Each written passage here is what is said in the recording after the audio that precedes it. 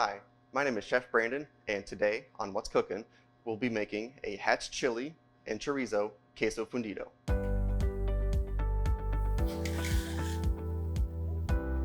To begin our queso fundido, we're going to use a chorizo. Now you can find this in our meat department. You can find it in links, or sometimes you can find it in bulk. I like to use chorizo for a little bit of a spice, a little bit of smoke. You don't have to use chorizo. You can use chicken, turkey, any kind of poultry, beef, pork. As long as you season it, any kind of protein will be just fine. Or you can leave it out entirely and make it entirely vegetarian. So to start, put our chorizo in the pan. We'll be cooking this over like a medium heat, just until this is nice and browned. Now, again, I like to use chorizo for some of that fat will come out of there. It'll help us thicken the queso fundido, as well as provide some kind of flavor. So here, after our chorizo is nice and browned, we'll be adding our onions. This is just a white or yellow onion. Either one would work just well. You just want it to be diced, so that way it's kind of like in bite-sized pieces, and it'll cook down, so don't worry about cutting it a little bit bigger. You see all that orange there? That's all the fat and the flavor from the chorizo, flavoring those onions, making everything nice and tasty. Don't forget to season, a little salt and pepper. So we'll add our hatch chilies. It's a green chili that comes from California. All we did today was you can just put it directly on your stovetop and it'll char that skin. You put it in a bowl with some plastic wrap. It'll help steam the skin.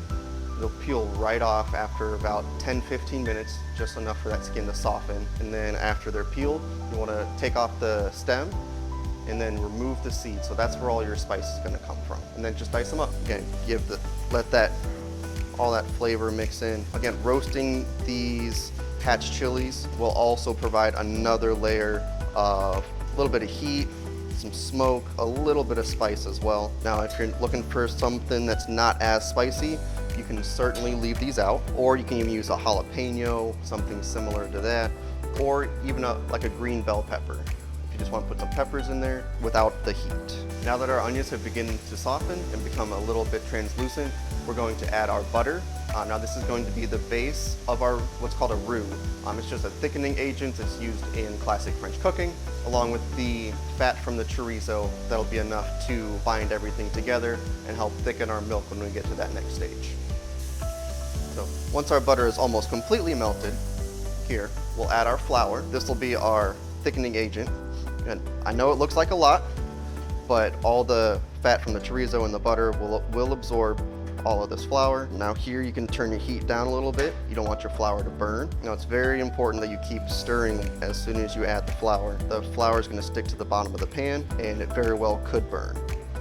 And you want to back your heat down from like a medium high down to a medium or even medium low. So here, once all the flour has been absorbed by the fat from the chorizo and the butter, we'll go ahead and start adding our milk. Now with this, you want to be careful.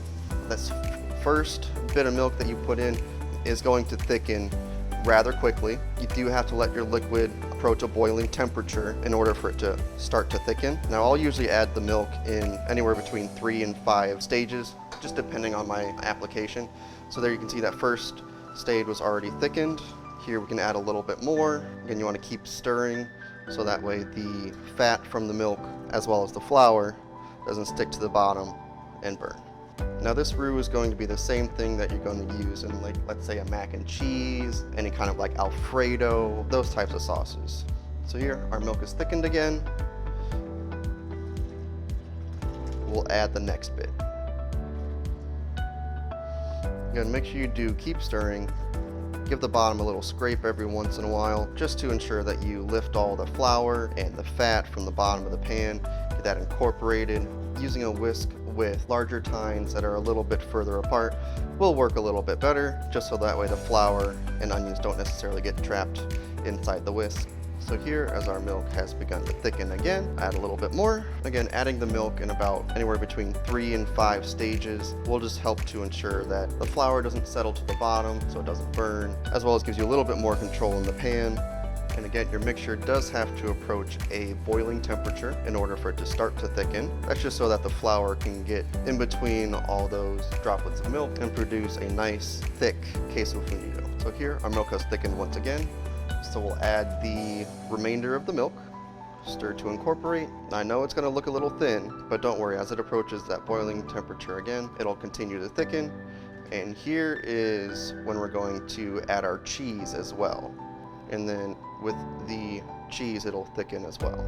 Now you certainly do not have to use a pepper jack if you don't like it spicy. You can use any kind of like Monterey, or even like a Colby or a Colby Jack would work well. Here we'll just stir the cheese and the milk together, so that way the cheese has a chance to melt, the milk has a chance to thicken. And so here we'll be using our American cheese.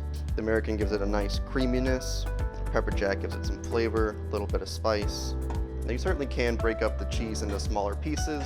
That'll help it to melt a little bit faster. You don't necessarily have to. And again, don't forget to make sure you get the bottom. So here you can see that pepper jack is starting to melt, American just beginning to. So here we're going to add our taco blend. Again, this has those taco seasonings, give it a nice like Tex-Mex flavor. So this taco blend is going to be your primary cheese. Now you can absolutely substitute any kinds of cheese for the three that I've used here today. If you don't like the spice and the pepper jack, you can use something without peppers. If you're not a fan of American, use a creamier either white or yellow cheese. A Munster would work, mozzarella would certainly work as well. And then if you're looking for something maybe with a little bit less sodium compared to the taco blend, you can use just a regular shredded like cheddar, mozzarella, any kind of 3 cheese, or even like a quesadilla cheese that could possibly have cheddar, mozzarella, Oaxaca, any kind of like asadero would work as well. All right, looks like all of our cheese is melted. And one final ingredient that I like to add, you can certainly omit this, I like to add a little bit of sriracha to my queso fundido. It gives it just a little bit more heat. It's mostly for the flavor, just about 2 tablespoons worth. If you like it spicier, you can certainly add more. You can also omit it completely if you don't want any kind of spice. And just stir to incorporate. Here you can turn off the heat. And there you have queso fundido. My name is Chef Brandon, and this has been What's Cookin', and we made hatch chili queso fundido.